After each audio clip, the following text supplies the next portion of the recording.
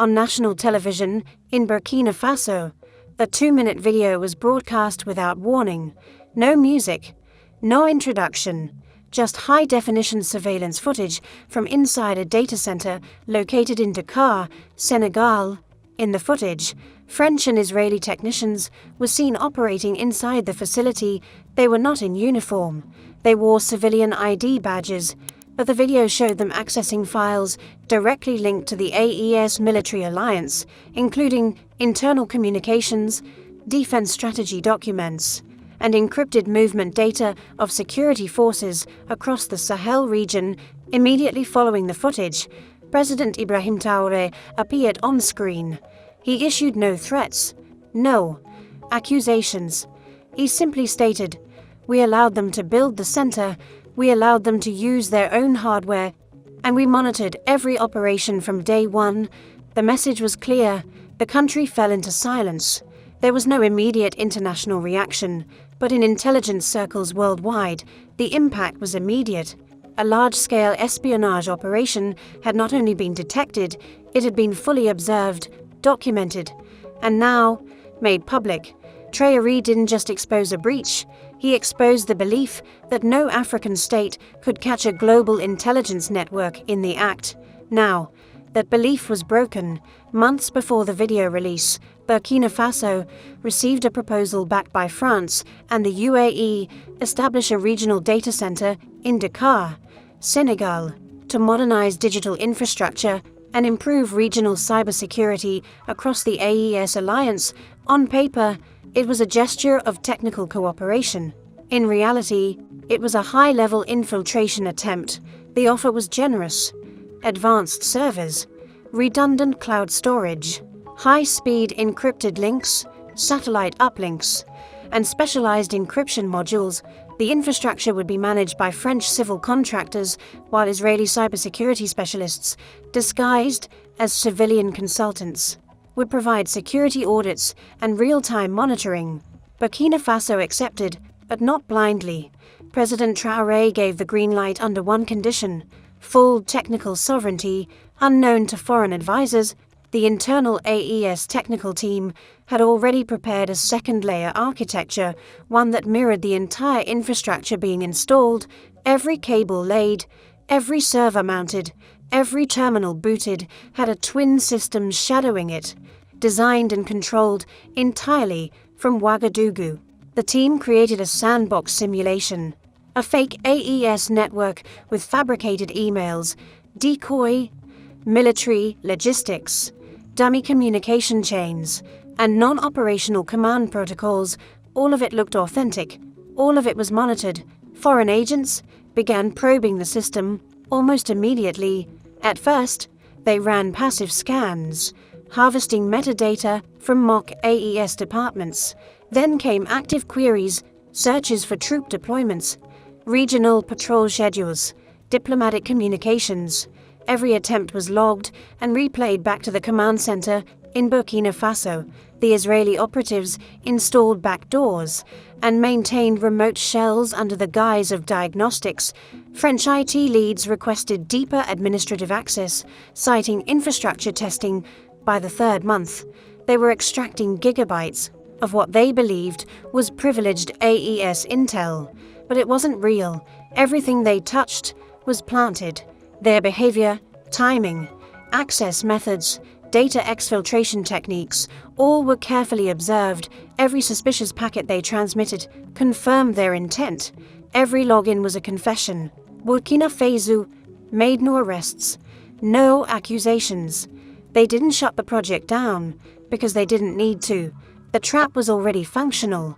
They had everything: IP logs, audio recordings, facial recognition IDs, encrypted message captures. Every person who accessed the false network was now permanently linked to an international espionage operation. Traoré's administration knew that confronting the agents privately would only trigger denials, counter-accusations, or quiet removals. So they waited. They continued collecting evidence until the pattern was complete, a full map of the operation from installation to infiltration. No violence, no alarms, just methodical observation. When the moment came to release it, it wouldn't be a leak. It would be a declaration. After months of surveillance, the operation in Dakar reached its final phase. The foreign technicians now believed they had deep access into the core of AES operations. They were confident that no one was watching, but everything they did, every keystroke, every download, every device connection was being streamed in real time to a classified facility in Ouagadougou. AES intelligence analysts had already compiled thousands of pages of logs, timestamps, usernames, device IDs, data queries, video surveillance from inside the data center, and cross-border communication intercepts. Each item was tagged and indexed. The information was airtight. Traoré received the full report in a closed-door briefing. The conclusion was irrefutable. A coordinated foreign intelligence operation had used a so-called cyber cooperation initiative to gain backdoor access to the AES security structure. It involved 3 nations, multiple contractors, and layers of diplomatic cover. This was not accidental overreach. It was organized espionage. But there was still one final step left. The public exposure. Burkina Faso could have filed an international complaint. They could have expelled the foreign agents or shut down the Dakar center, but Traoré made a different decision, one that would resonate far beyond Africa.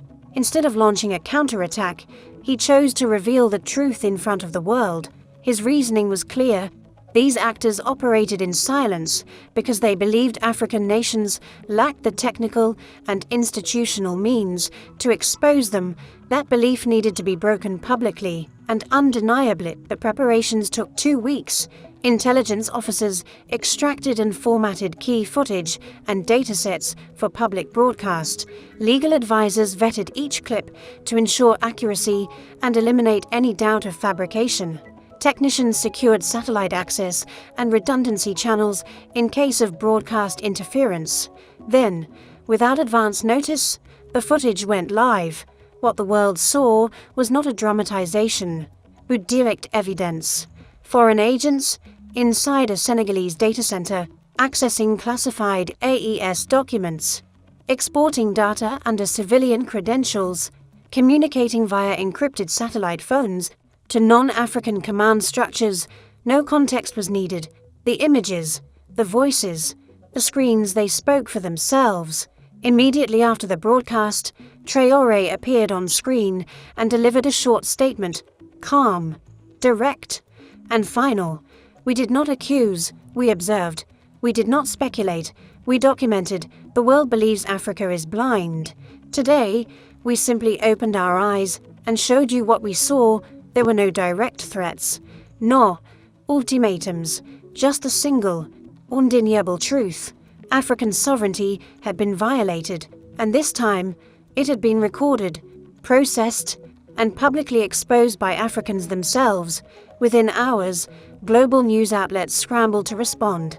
Some called it disinformation, others demanded investigations, but inside diplomatic channels, the panic was real. Because what had just happened in Dakar wasn't just a scandal. It was a demonstration that African nations could no longer be underestimated in matters of intelligence, security, or technology. The trap hadn't simply caught the infiltrators, it had reversed the balance of control. The global broadcast sent shockwaves through intelligence communities. Within hours, high-level emergency meetings were convened in Paris, Tel Aviv, and Washington. Diplomatic lines burned with encrypted traffic. Ali demanded explanations. Embassies went silent, publicly. However, the reaction was controlled. Western media outlets labeled the video unverified. Spokespersons in Paris and Jerusalem issued identical statements. France and Israel categorically deny any involvement in unauthorized surveillance activities in West Africa. Behind the scenes, however, countermeasures were set in motion. Mossad, DGSA, and allied intelligence units activated a rapid response protocol, not military, but informational. The campaign was launched to discredit the broadcast. Leaked reports, planted stories, and manipulated documents appeared across social media and international platforms. The goal was clear: frame the footage as part of an elaborate disinformation campaign orchestrated by Russia, Iran, or China, using Burkina Faso as a pawn. Simultaneously, a wave of deepfake videos and AI-generated documents began circulating, showing AES leaders in fabricated meetings, suggesting secret alliances with known extremist groups. The message was subtle but powerful. Traoré wasn't exposing corruption, he was part of it. At this time, the AES alliance had prepared. Traoré had anticipated the response. Weeks before the broadcast, his administration had created a digital verification system, a public blockchain archive containing all metadata from the intercepted espionage activity. Every IP address, timestamp, and device signature could be traced, verified, and independently audited by journalists, analysts, and legal experts. The archive went live hours after the broadcast. Within days, independent cybersecurity labs from South Africa, India, and Brazil confirmed the authenticity of the footage and accompanying data. Major global outlets, previously cautious, began shifting tone. Burkina Faso held a press conference in Ouagadougou, attended by representatives from multiple African and Latin American nations. There, Traoré stated, "We knew they would lie, so we made sure the truth couldn't be buried. We didn't just expose an operation, we exposed the structure of impunity behind it." For the first time, African governments began openly discussing espionage as a matter of continental security. Guinea and Mali announced internal reviews of foreign-funded tech infrastructure. Tanzania and Ethiopia requested copies of Burkina Faso's cybersecurity protocols. Ghana's opposition parties demanded transparency over their own government's foreign tech partnerships. The incident in Dakar had become more than a scandal. It had become a precedent. Burkina Faso's strategy was no longer just defense, it was doctrine. The narrative of Africa as technologically inferior had been shattered, and within Western intelligence networks, a new term began circulating: the Ouagadougou effect. The growing awareness that surveillance efforts in Africa now risked global exposure, legal consequence, and reputational collapse. The war was no longer in the shadows, it was in the open. And Africa was not retreating. As media narratives shifted and facts solidified, the political consequences of the Dakar exposure deepened. Western governments remained officially non-committal, issuing vague acknowledgements of unfortunate misunderstandings while avoiding direct engagement. But beneath the surface, diplomatic friction intensified. Several African nations began re-evaluating long-standing intelligence sharing agreements and security infrastructure built with foreign assistance. A new conversation had begun, not in secret chambers, but in parliament halls and public forums. Who controls the data, and who watches the watchers? In Senegal, the situation became increasingly tense. Though its government initially refused to comment, internal dissent leaked through unofficial channels. A handful of senators and civil society leaders demanded an independent investigation into how foreign actors had gained unrestricted access to national data centers under the guise of regional development. Protesters gathered in Dakar, waving signs that read, "Not with our wires," and "Africa is watching." For Senegal's leadership, the dilemma was clear: continue denying involvement and risk political backlash, or pivot and cooperate with Burkina Faso to salvage credibility. Within days, behind closed doors, intermediaries from Dakar initiated contact with Ouagadougou, asking for discreet talks. Traoré responded, but not with secrecy. Instead, he proposed open dialogue, inviting African Union observers and technical experts to attend. Meanwhile, AES nations, particularly Mali and Niger, took bolder steps. They accelerated the implementation of data sovereignty zones, effectively banning any foreign technology infrastructure not subject to full transparency and local oversight. Contracts with certain European telecom companies were suspended. Foreign consultants were quietly replaced by homegrown engineering teams. At a joint AES press briefing, Traoré was asked whether this was the beginning of a digital Cold War. He replied, "No, this is the end of colonial compliance. We are not shutting our borders, we are opening our eyes. From now on, collaboration will mean accountability, or it will not happen." That message resonated far beyond West Africa. In the global south, leaders from Bolivia, Venezuela, and Indonesia voiced support for Burkina Faso's actions. Independent tech cooperatives from India and Brazil offered assistance in developing open-source cybersecurity platforms. A new alliance began to form, not formalized yet, but real, a South-South dialogue on technological self-defense and strategic autonomy. In Europe, silence became strategy. Governments avoided direct confrontation, fearing backlash from African communities and international watchdogs. Intelligence officials, however, quietly updated their threat assessments. Africa was no longer a passive arena of competition. It had become an active player, capable of reversing operations and reshaping global norms. The intelligence war, once conducted in silence and invisibility, had now evolved into something else. A contest of narratives, a clash of doctrines, and a test of political will. For Traoré, this was not a one-time victory. It was the first battle in a long campaign to redefine Africa's role in the 21st century, not as a battleground for foreign interests, but as a source of security, innovation, and strategic leadership. Weeks after the global exposure, Burkina Faso introduced a formal proposal at the African Union's Cybersecurity Summit, the Sovereign Data Pact. It was a groundbreaking initiative aimed at redefining digital sovereignty across the continent.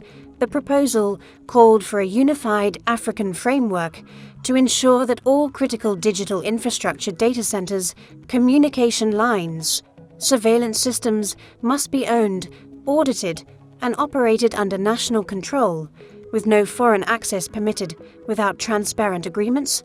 The room was divided. Some leaders expressed concern about potential diplomatic fallout with Western partners. Others questioned the technical feasibility. But when Traoré stood to present the rationale, the tone shifted. He spoke plainly. They colonized our land, then they colonized our institutions. Now, they're colonizing our signals, our data, or voix, or décision. This is not paranoia. This is documentation. We are not rejecting the world. We are rejecting invisibility. The crowd, composed of ministers, analysts, and international observers, responded with measured applause. But in the days that followed, actions spoke louder than protocol. Mali and Niger immediately ratified the Sovereign Data Pact. Guinea and Tanzania requested technical blueprints. Ethiopia and Algeria called for regional consultations to align infrastructure projects with the new guidelines. Within a month, over 10 African states expressed intent to adopt localized data control frameworks. International reaction was mixed. France called the move concerning. The EU offered support for African digital resilience, but demanded inclusive standards. The United States remained quiet, though internal memos later revealed concerns about losing digital access in the Sahel region. Meanwhile, Russia and China expressed willingness to support African nations in strengthening technical independence, but Traoré's government made it clear: no new masters, no replacements, only partners under clear terms.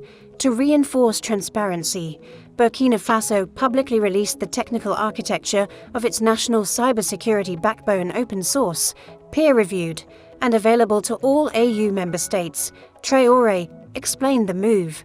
If we want to build trust among ourselves, we must begin with openness. Let no African nation fear its neighbor more than it fears its sponsor. This marked a significant shift in how African nations viewed digital infrastructure. It was no longer just about security, it was about dignity. It wasn't about isolation, it was about self-definition. In schools and universities across Burkina Faso, new programs began training engineers, not only in cybersecurity, but in information, ethics, and regional defense strategy. AES launched a scholarship fund for students from across West Africa to study digital sovereignty. A new generation was being prepared not to follow global tech trends, but to shape them. Traoré's goal was not to create a digital fortress, it was to construct a sovereign foundation, open, secure, African, and in doing so, he challenged the world to recognize a new kind of leadership, not aggressive, not submissive, but self-defined. As regional implementation of the Sovereign Data Pact advanced, the geopolitical landscape began to shift. What started as a reactive defense strategy evolved into a proactive vision, one where Africa wasn't merely protecting its systems, but actively shaping global standards. Under Traoré's directive, AES nations formed a specialized task force, the Continental Cyber Defense Assembly (CCDA), composed of engineers, legal scholars, and policy strategists from across the Sahel. The CCDA's mandate was to draft a unified regulatory framework for digital sovereignty, one that could be proposed not just to the African Union, but eventually to the United Nations. Their first recommendation was radical. All foreign digital infrastructure companies operating in Africa must publish full code bases and allow third-party audits by African cybersecurity agencies. Failure to comply would result in operational bans. Western tech giants immediately pushed back. Legal threats were issued. Lobbyists mobilized. But the AES alliance stood firm. The response was clear. We don't fear disconnection. We fear dependency. Other global South nations began to take note. Venezuela cited Burkina Faso's model in a parliamentary debate on telecom reform. Indonesia invited AES engineers to consult on data sovereignty infrastructure. Bolivia opened a direct channel with the CCDA to draft bilateral cooperation protocols. For the first time, Africa wasn't borrowing frameworks, it was exporting them. At a special session of the Non-Aligned Movement, Traoré delivered a keynote address titled Power Without Permission. In it, he argued, our continent has always been rich in minerals, in rivers, in land, but now, the resource they want most is unseen. Or data, what we do, how we think, how we decide they want it. They mine it, and they weaponize it. We are not resisting the future. We are building it on African terms. His speech was widely circulated, translated into 19 languages, and quoted in several major publications. Analysts described it as the beginning of a global digital realignment. Even some European civil society groups, alarmed by their own government's surveillance overreach, expressed solidarity with Burkina Faso's call for transparency and localized control. Petitions circulated across universities in France and Germany, demanding a reassessment of their nation's intelligence practices in Africa. Meanwhile, on the ground, results became visible. In Ouagadougou, the new National Cyber Defense School opened its doors, admitting students from across AES nations. In Niamey, Niger, an independent data center, free of foreign equipment, went operational, marking a first for the region. Mali announced its plan to digitize civil records using open-source African-built software, ending a 20-year reliance on French contractors. The shift was no longer ideological, it was infrastructural. The world began to understand this wasn't just Traoré's vision. It was a continental movement, deliberate, structured, and patient, and unlike past declarations of independence that relied on slogans or aid, this revolution came with code, policy, and servers. Africa was no longer asking for permission, it was writing the rules. In the years ahead, analysts would call it many things: a digital rebellion, a sovereignty reset, a quiet revolution. But for Traoré, and those closest to the moment, it was simpler. It was the first time Africa looked directly into the eyes of those who had always watched and refused to blink. The world had not expected this. For decades, Africa had been discussed in reports, targeted by policy, surveyed by satellites, but it had not been listened to, and certainly it had not been feared. That changed, not with armies, but with servers. not through threats, but through structure. It changed when African engineers mirrored systems, when leaders resisted pressure, and when truth was broadcast without filter, without shame, without needing approval. What Traoré initiated in Ouagadougou was not just a political act, it was a cultural shift, a psychological break from inherited insecurity. It told a generation, we are not too late, we are not too weak, and we are not alone. His leadership reframed the conversation, no longer about aid, no longer about catching up. It was about authorship of data, of defense, of destiny. In neighborhoods across Burkina Faso, young students began learning coding as a language of resistance. In community centers, mothers and fathers discussed cybersecurity with the same urgency as food prices or border threats. In boardrooms, African ministers negotiated not as passive recipients, but as equal stakeholders, citing domestic policy, not donor conditions. Traoré's approach wasn't flawless. He faced criticism, foreign sanctions, and internal sabotage attempts, but through it all, he remained consistent. No compromise on sovereignty, no substitution of one master for another, and no decision made in darkness. And for once, the continent listened, not because of fear, but because of proof. The power of Burkina Faso's response was not that it humiliated powerful nations, it was that it empowered forgotten ones. When the footage from Dakar aired, it was never about revenge. It was about memory, about ensuring that the next generation would not inherit the same silence their parents had endured. It was about proving that African intelligence, African infrastructure, and African leadership were not theoretical, they were real and functional. And that changed everything. At the United Nations 2 years later, a resolution co-authored by 14 African and South American nations passed with overwhelming support, recognizing the right of digital self-determination for all developing states. It was a symbolic gesture, but it validated what Traoré had made tangible, that sovereignty is not granted. It is claimed, codified, and protected. Today, Burkina Faso is not the richest, nor the most powerful, but it is something rarer, respected. Its name appears in textbooks, its strategies in legal journals, its leaders on global panels, not as footnotes to European policy, but as originators of a new model, a model where pride is not in rejection, but in construction, not in isolation, but in clarity of terms. In a small plaque inside the cyber defense school in Ouagadougou, the motto reads, "We saw the wiretap, then we built the firewall. This is not the end of Africa's struggle, but it may be the beginning of Africa's authorship." Traoré once said, "I don't want to lead a resistance. I want to build a nation that needs none." And maybe, in that vision, the real power was never about networks or cables. It was about reclaiming the right to decide